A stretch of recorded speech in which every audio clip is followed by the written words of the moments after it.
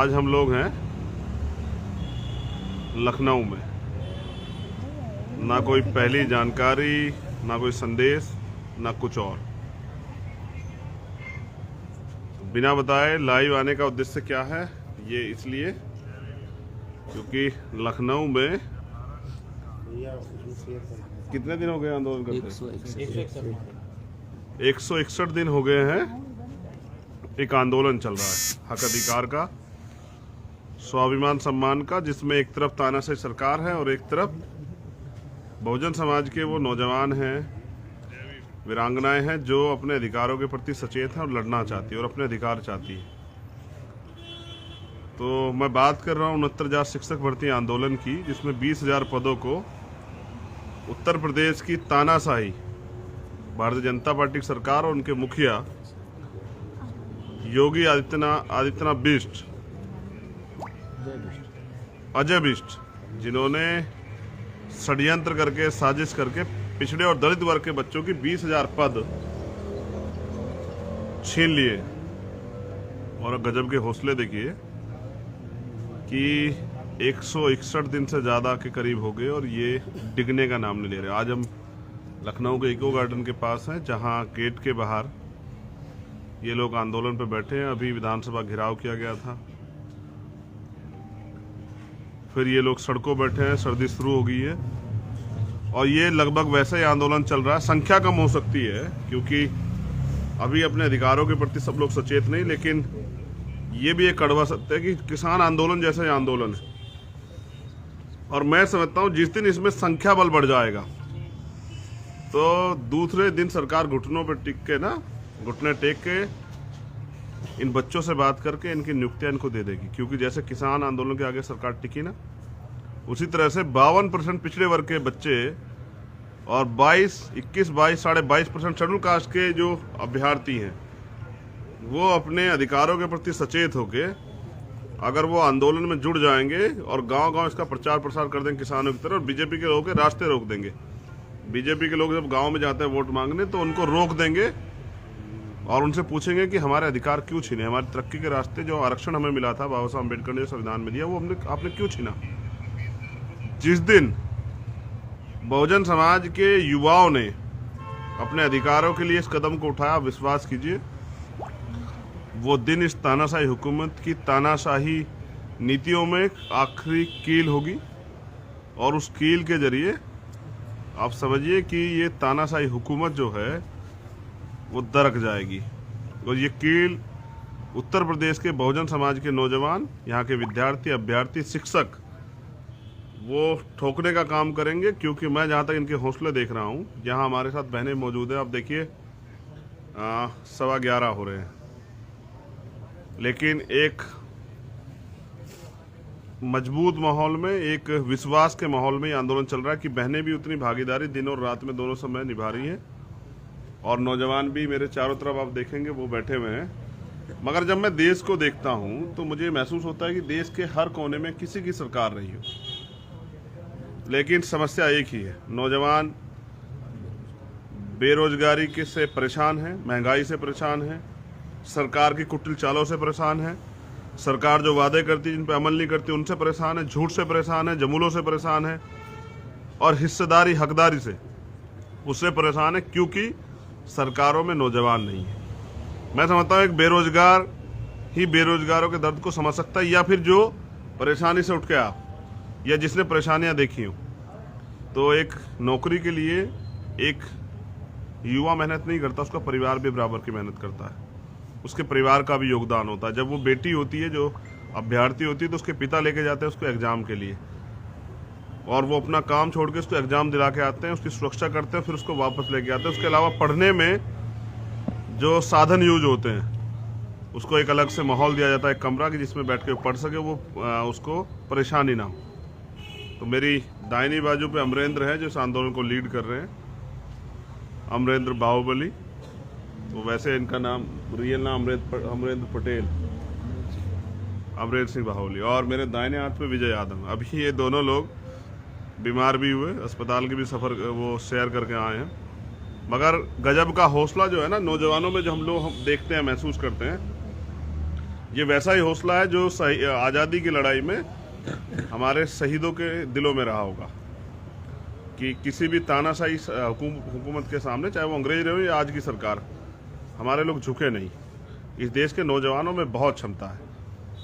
उन्होंने हंसते हंसते आज़ादी के लिए फांसी के फंदे कबूल किए, और वो तब थी जब उनकी व्यक्तिगत नहीं थी। वो जिन्होंने फांसी स्वीकार की, शहीद आजम सरदार भगत सिंह, सरदार करतार सिंह साहब, शहीद उधम सिंह, शहीद सुखदेव जी या चंद्रशेखर आज़ाद जी हों, या और उनके साथ के कोई और, राजगुरु जी, कोई और भी साथी रहा हो। आप सोचिए, इस देश को आज़ाद कराने के लिए जिनको पता था जिनका जीवन रहेगा, उनकी क्या व्यक्तिगत स्वार्थ रहेंगे। तो ये आज इसलिए भी लड़ रहे हैं कि और किसी भर्ती में किसी बच्चे का हक अधिकार ना छीने, क्योंकि भर्तियों के नाम पे तो बाबा जी रोज कुछ ना कुछ जो है चलाते रहते हैं कि ये भर्ती कर रहे हैं। और उन्होंने तो विज्ञापन इतने बड़े बड़े छपाए देश के सब कोनों में, जितना पैसा वो नौकरी देने में और उत्तर प्रदेश के विकास में नहीं दे रहे, उससे ज़्यादा विज्ञापन में पैसा दे रहे हैं। तो और वो पैसा किसका है? जैसा मैं आपको पहले भी कई बार बता चुका कि वो पैसा तो आम जनता के टैक्स का पैसा, जो टैक्स हम लोग जनता के लोग देते हैं। सरकार का तो, सरकारी नेता का और उसका तो कुछ खर्च नहीं होता है। हम तो टोल टैक्स भी देते हैं, उनका टोल टैक्स कहाँ जाता है? हम तो रोड टैक्स भी देते हैं, सेस भी देते हैं। और फिर हम जो है ना, हम लोग जो इनकम हमारी होती है उस पर जो है, उस पर भी टैक्स देते हैं, इनकम टैक्स। और जो सामान हम खरीदते हैं उस पर भी टैक्स देते हैं, जीएसटी भी देते हैं।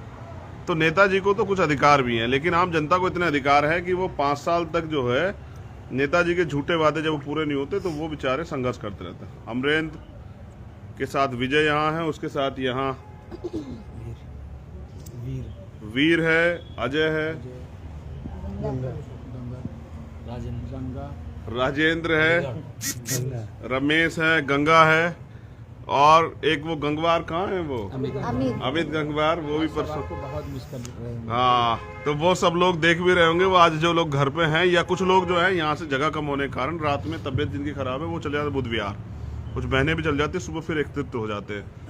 तो बहुत सारे लोग हैं जिन्होंने, नौजवान हैं जिन्होंने आंदोलन के लिए की। अब मुक्ता हमारे बीच में, मुक्ता कुशवाहा हमारी नेता मुक्ता कुशवाहा, जिस बहन ने लंबे समय से इस अपने परिवार को भी दरकिनार करते हुए, दूरी बनाते हुए इस आंदोलन को लीड करने का काम किया। और वो एक ऐसी वीरांगना भी है, वो भी, और उनके साथ वाली हमारी बहन ममता भी, और वो क्या नाम है उसका, तस्लीम। आपका क्या नाम है? दीपिका,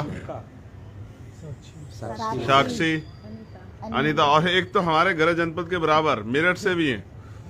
तो मेरठ के अलावा यहाँ अंबेडकर नगर से हमारी बहन है, लखनऊ से हमारी बहन है, अंबेडकर नगर से, और ये प्रयागराज। जबकि मैं इस घटना इसके साथ ये साबित कर दूं, इलाहाबाद में 4 लोगों की हत्या हुई, एक परिवार के, सामूहिक हत्या। लेकिन उसमें बुरा ये भी है, कल हम लोग मीडिया से बात करेंगे उसमें, कि एक माँ और बेटी की पहले रेप किया गया, फिर हत्या की गई, फिर उसके उस परिवार के एक बच्चे की और उसके पति की। ये वो कानून की व्यवस्था है, ये कानून का राज है, जिसपे देश के गृह मंत्री आके, ये तो अजय बिष्ट नहीं है, तो ऐसे पीठ थपा कहते हैं कि ऐसी कानून व्यवस्था कहीं नहीं है। जैसे हाथरस से भी भयानक मामला हुआ है, और गूंगी बहरी सरकार सो रही है, सिर्फ मैनेज करने में लगी है, परिवार को डराने में।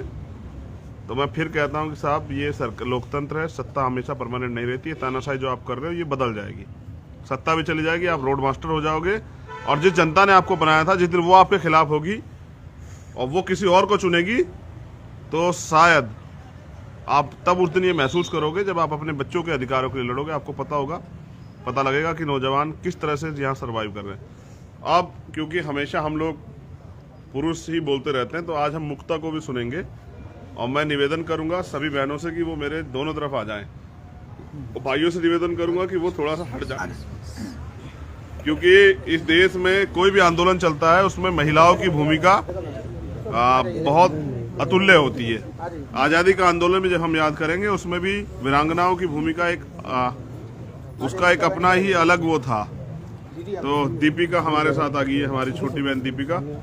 और मुक्ता, आप इधर आ जाओ। यहाँ हमारे लीडर मुक्ता जो है, मैं आप सभी को आपको ना देख लेंगे लोग। पहले अभी हम मुक्ता को सुनेंगे। आ जाओ, ममता दीदी भी हमारे साथ हैं। और मैं साथियों से कहूँगा ना, जब मुक्ता बोल लेगी तो हम और बहनों से भी इंट्रोडक्शन कराएंगे। इनसे इसलिए आपको इंट्रोडक्शन करना जरूरी है। छोड़ दो। आपने नेता देखे होंगे और आपने नेताओं को, जो राजनीतिक दल की महिला नेता, उनको सुना भी होगा। कभी जब चुनाव आता है तो कोई खेत में आ जाती है कि वो धान काटने, कभी जो है कोई कुछ और आ जाता है कुछ करने के लिए, कोई चाय पीने आ जाता है, तो वो नेता है, ये लीडर। क्योंकि लीडर वो होता है जो अपने हक अधिकारों के लिए सचेत होता है और लड़ता है। और ये उन तमाम बहनों के लिए भी आदर्श हैं जो देश के अंदर बहनें अपने अधिकारों के प्रति इसलिए नहीं लड़ पाती, इस सोच के साथ कि महिला जीत नहीं सकती है। महिला जीत सकती है और महिला जिता भी सकती है। इस देश की आधी आबादी है और वो जिसे चाहे वो बन जाए शासक, और जिसको नकार दे, वो चाहे योगी जी हो या कोई और, वो घूमे सड़कों पे। तो मुक्ता हमारे बीच है और मुक्ता अपनी बात रखेंगे। मुक्ता, और इस पेज के माध्यम से भीम आर्मी के जो लाखों फॉलोवर्स हैं, करोड़ों, पूरे देश में और दुनिया में, वो लोग आज तुम्हें सुन रहे हैं। इसलिए सुन रहे हैं कि अगर तुम नेता होती तो शायद ना सुनते, लेकिन तुम एक बेटी हो, एक वीरांगना हो, एक योद्धा हो, और तुमने इस आंदोलन को, गुड़िया, बहुत लंबे समय सींचा। घर छोड़ के आंदोलन चलाना और परिवार को तमाम तरह की चीज़ों से आगे निकल के हक की लड़ाई लड़ना, ये बड़ा कठिन है। तो इसलिए मैं भी चाहता था कि आज आपको लोग सुने। मुक्ता क्या सोचती है, मुक्ता बताएगी। और देखो तुम्हारे नाम पे ना संख्या बढ़ गई है। सबसे पहले तो भैया ने इतना सम्मान दिया, और भैया के मन में मैंने देखा है जितना सम्मान महिलाओं के लिए है। अभी तक मैं बहुत सारे लोगों से मिली हूँ, लेकिन मैंने वो चीज़ नहीं महसूस की जो भैया के अंदर है। भैया एक ऐसे इंसान हैं जिन्होंने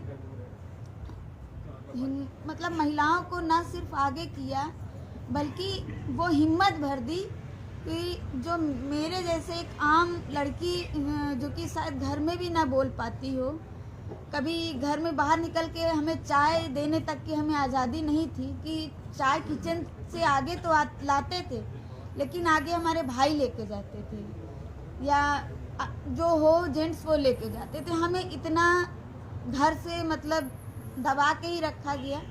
लेकिन जिस दिन से हम यहाँ आए हैं और भाई से मिले हैं, और भाई ने जिस तरह से हमको इनकरेज किया है, हम लोगों ने के अंदर एक क्रांति आ गई है कि हम लोगों में लड़ने की क्षमता आ गई है। आज हम पुलिस से नहीं डरते, प्रशासन से नहीं डरते। ऐसा नहीं है कि हम लोगों के अंदर पावर बूस्टर आ गया, लेकिन हाँ, जो एक साहस होता है, हिम्मत होती है, जो भैया ने दी है, वो हम लोगों के मन में इतनी आ गई कि आज पुलिस प्रशासन ये हो गया है कि अगर हम लोगों को देखती है तो रास्ता छोड़ देती है। आज डर नहीं है कि कौन क्या करेगा, हम लोग हर चीज़ के लिए तैयार हैं। पुलिस की बर्बरता भी सह रहे हैं। हुआ क्या है ना मुक्ता, आप अपने अधिकारों को जान रही है, जिससे देश के नेता, सिस्टम सब डरते हैं। क्योंकि जिस दिन आप अपने अधिकारों को जान जाओगे तभी तो लोगे, तो आप अपने अधिकारों के प्रति सचेत होगी। इसलिए ये सिस्टम तुम्हारा कुछ नहीं कर सकता है, और तुम ये भी जानती हो कि तुम्हारे अधिकार क्या है।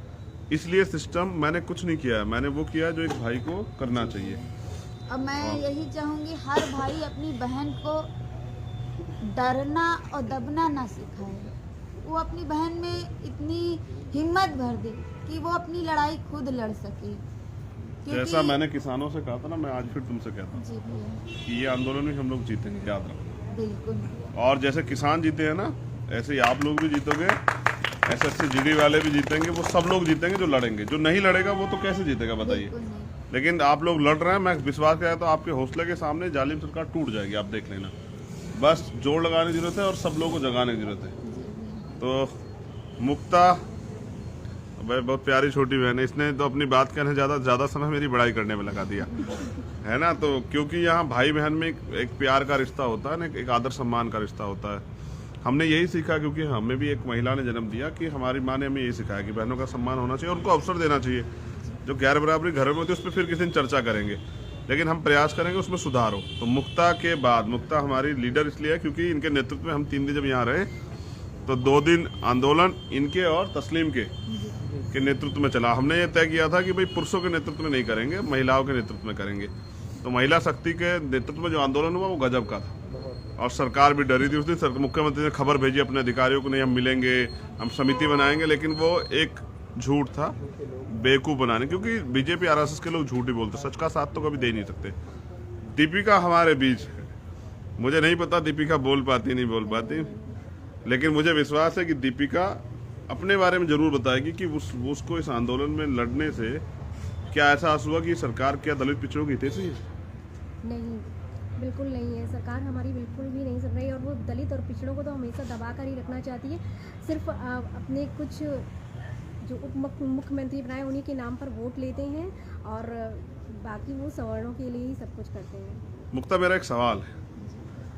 अच्छा, ये हमारा संवैधानिक अधिकार आरक्षण में जो मिला है 27% पिछड़े वर्ग के लोगों को और 22.5% शेड्यूल कास्ट के लोगों को, सोचो अगर ये संवैधानिक अधिकार ना होता, जय भीम, तो क्या ये हमें सामाजिक न्याय के रूप में नौकरियां दे पाते क्या?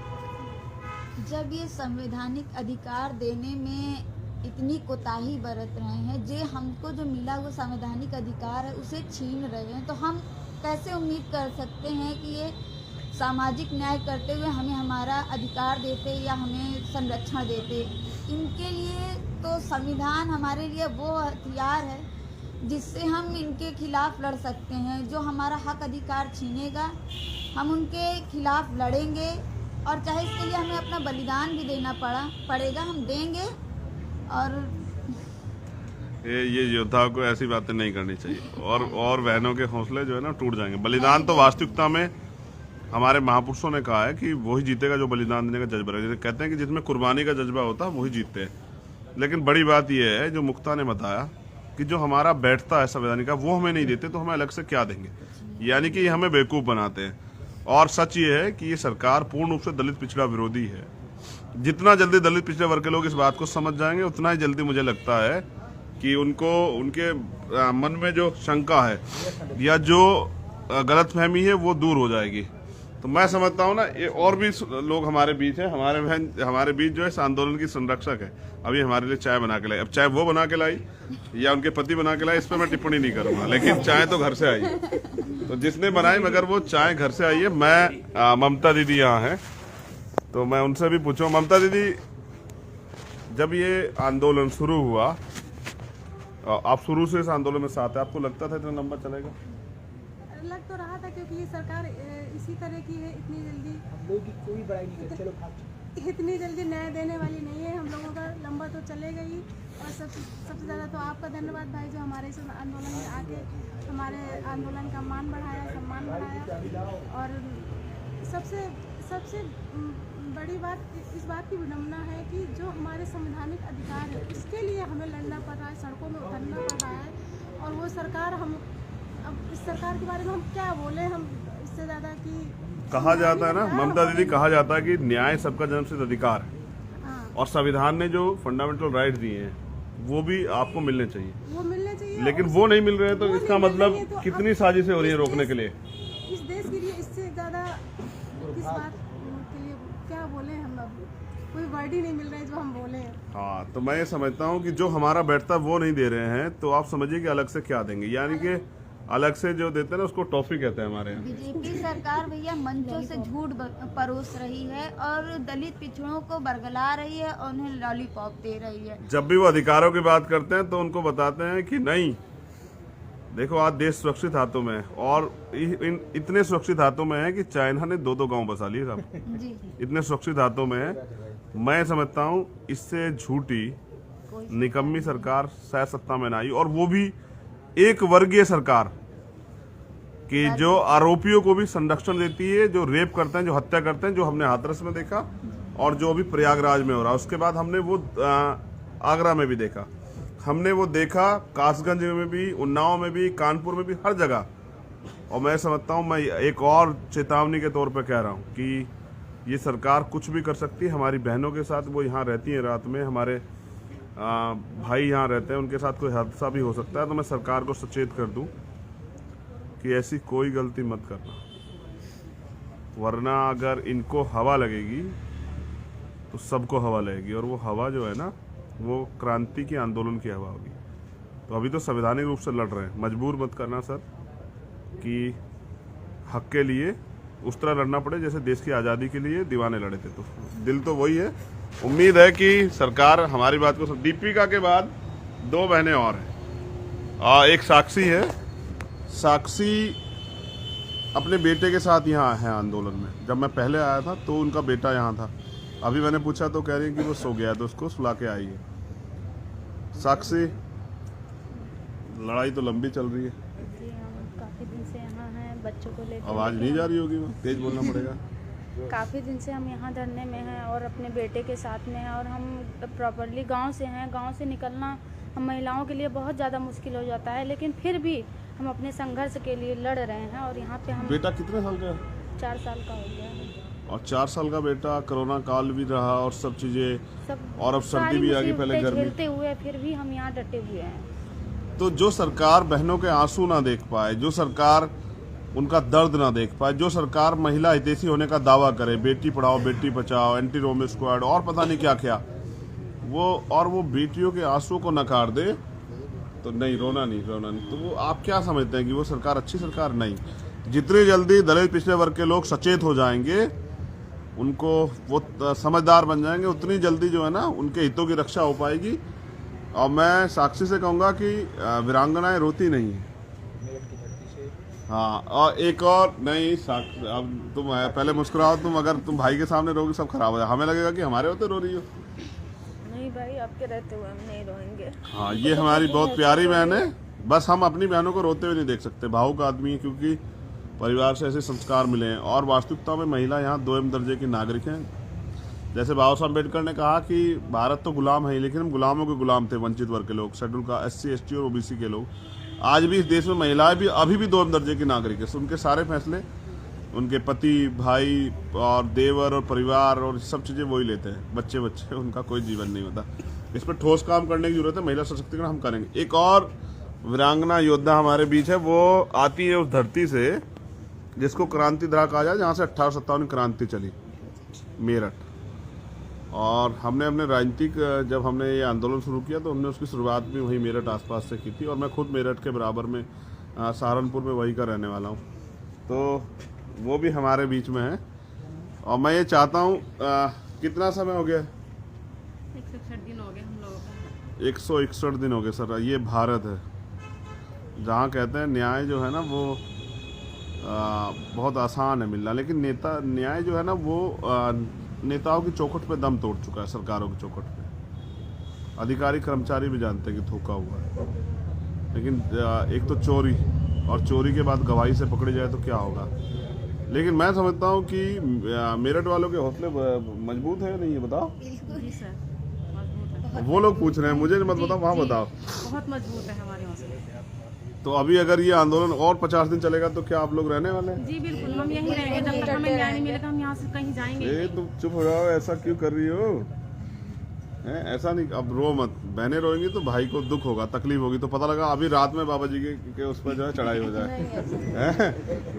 जल्दी क्या मुख्यमंत्री आवाज? मैं यही कह रहा हूँ। सब लोग जानते हैं मेरे नेचर को कि बहनों के सम्मान में तो सब कुछ हो सकता है। तो पता लगा अभी बाबा जी के आवास के बाहर जो है ना धरना हो जाए। बाकी जेल वेल से कौन डरता है साहब? जेल में भी तो इंसान ही रहते। ये भी जेल ही हुआ करती इको गार्डन पहले। जेली में 5 महीने से। हाँ, फिर इसको गार्डन बना दिया गया। तो जेल से नहीं डरते हम, तो जेल से ही हमें तो पहचान जेल से मिली है।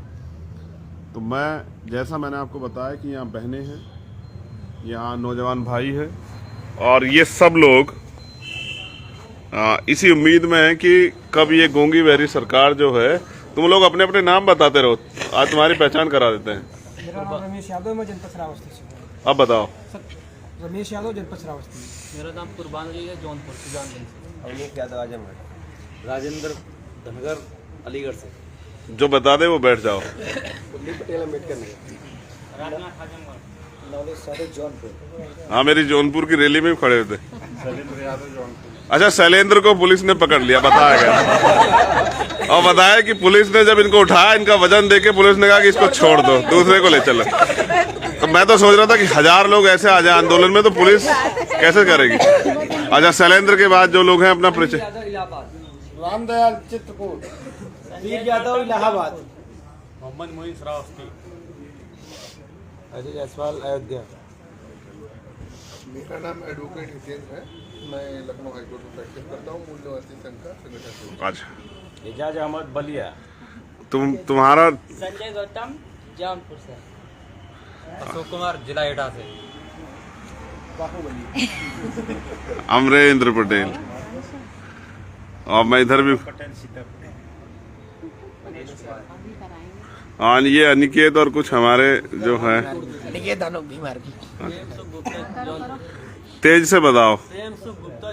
प्रेम सुख गुप्ता जौनपुर से हैं। अनिकेत बागी बलिया। ये बलिया की बागी धरती से हैं अनिकेत बागी। दीपक धानुक लखनऊ। चेतन गौतम। कलीम गाजी लखनऊ। इजारुल इस्लाम लखनऊ। मोहम्मद आमिर लखनऊ। तो मैं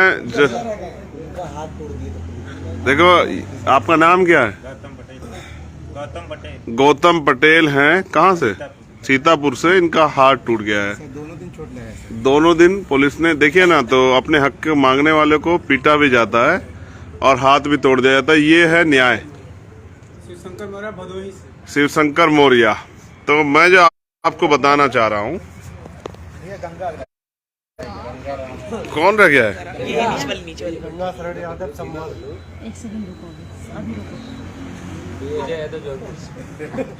आप हाँ, तो गांधी जी के उससे तो काम नहीं बन रहा है। तो मैं ये समझता हूँ, मैं इस लाइव को खत्म करने से पहले आपको ये बता दूं, आजाद भारत में बहुत कम आंदोलन ऐसे हुए हैं जो बड़ी संख्या में हक अधिकारों के लिए हो। धर्म के आंदोलन हमने देखे, मंदिर मस्जिद के आंदोलन हमने देखे, और यहाँ बैकवर्ड कम्युनिटी के बहुत सारी जातियों के बच्चे हैं। मौर्य है, गुप्ता है, गंगवार है, पटेल है, यादव है, और भी कई जो है, प्रजापति है, जयसवार है, कश्यप है, तमाम, मतलब आप समझिए कि एक बड़ा समूह है। मैं सोचता हूं कि जब अगर ये सरकार ना समझे और ये लोग अपनी बात को गांव-गांव तक पहुंचाए और इनका समाज इस बात को समझ जाए, जो बहुजन समाज है, और वो बीजेपी को सबक सिखाने की ठान ले, तो इस बीजेपी सरकार का क्या होगा। जितना जल्दी मुख्यमंत्री जी बात समझ जाए उतना फायदा। मैं तो आपके फायदे की बात कर रहा हूँ, तो समझ जाओ। अगर ये किस दिन ये तय करके मेरे साथ खड़े हो जाएं राजनीतिक रूप से मदद कराने, तो आप समझिए मुख्यमंत्री जी कि आप वहां नहीं बैठे होंगे, वहां बैठी होगी मुक्ता। बाबा जी फिर अन्याय नहीं होगा किसी के साथ, समझ रहे हो? फिर बाबा जी अन्याय नहीं कर पाओ किसी के पास, किसी के साथ। फिर इतनी शक्ति भी नहीं अर्जित कर पाओ कि किसी का घर जो है ना, वो अपने गुंडों से जुड़वा दो और कोई बहन आंसू ना बहाए, ऐसा ना आए दिन। तो मैं अपील भी करता हूं कि इस आंदोलन से जो जुड़े हुए बच्चे हैं, मैं उनको ये भी बता दूं कि देखो, किसान जीते हैं, लेकिन एक लंबा संघर्ष रहा, बहुत सारे लोग कुर्बानी हुई, लेकिन इस तानाशाही सरकार के जो तानाशाह प्रधानमंत्री झुके।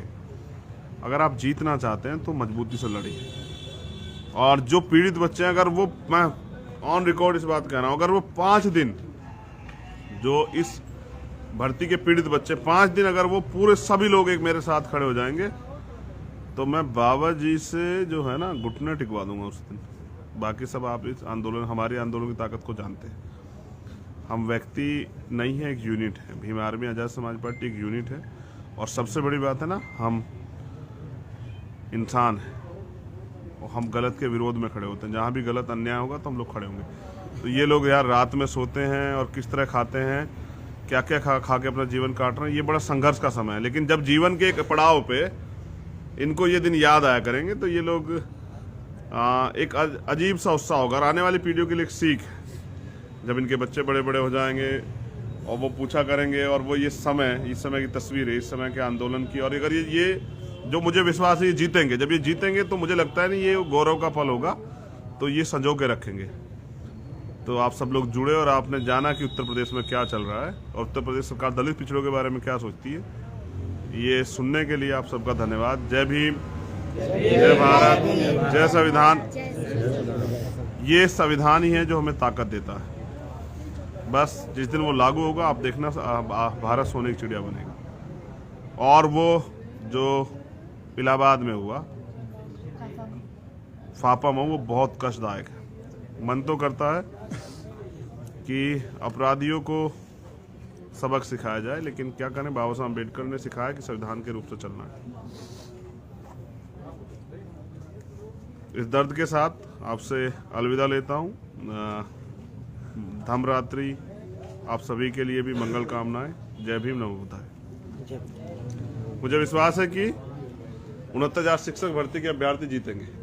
जीतेंगे, जीतेंगे, लड़ेंगे, जीतेंगे, जीतेंगे, लड़ेंगे, जीतेंगे, लड़ेंगे, जीतेंगे, लड़ेंगे, जीतेंगे। विजय वीरगति, विजय वीरगति, विजय वीरगति। जय भीम, जय भीम, जय भीम, जय भीम, जय बाबा, जय बाबा। जय संविधान, जय संविधान, जय विज्ञान, जय विज्ञान। समझिए, जय विज्ञान, जय लोकतंत्र। ऐसे ही आजादी की लड़ाई लड़ी गई। चंद्रशेखर आजाद भैया, चंद्रशेखर आजाद भैया।